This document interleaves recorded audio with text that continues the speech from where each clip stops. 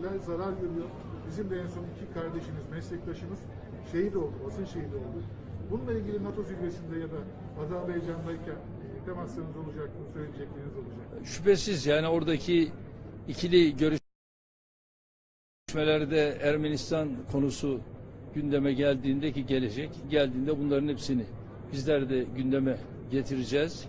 Ve bütün bunların yanında da tabii özellikle bu mayın konusunda biz konuyla ilgisi iltisakı olanlara gelin bu konuda gerekli desteği verin. Önce bu işi çözelim diyeceğiz.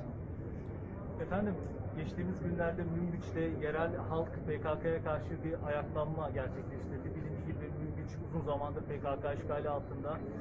ABD başkanları öncekileri Münbiç'ten PKK'nın çekileceğini söylemişti ama görünüm o ki halen daha bölgede teröristler bulunuyor. Türkiye bu konuda yeni bir adım atar mı? Arkadaşlar yani Münbiç PKK'nın işgali altında değil. PKK belli yerlerde orada eylemler yapıyor ama orada tamamını işgal etmiş falan değil. Böyle bir şey zaten olmuş olsa buraya ilk defa el koyacak olan, bunların karşısına dikilecek olan biz oluruz. Ve buna da asla fırsat vermeyiz. Gerek Afrin'de, gerek Münbiç'te her an gözümüz, kulağımız, elimiz, ayağımız olur. Efendim, aşılamada 32 milyonu geçtik.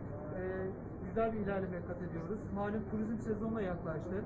Bu sene turizmi nasıl değerlendiriyorsunuz ve kısıtlamalarla ilgili bir değişiklik olacak mı? Şu anda değerli arkadaşlar, siz de ifade ettiniz, 32 milyonu yakaladık. Ve bir taraftan da aşılarımız geliyor. Gerek BioNTech, gerek bunun yanında Çin'le yaptığımız görüşmeler, anlaşmalar var.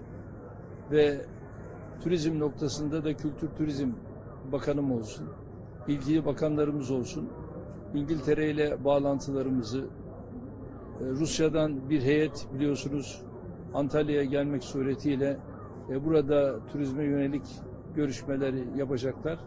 Ve öyle zannediyorum ki süratle bir turizm atağı, bir turist atağı inşallah başlayacak.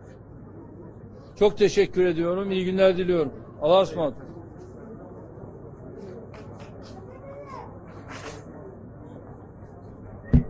Şunu götürseniz oraya, herkes alsın.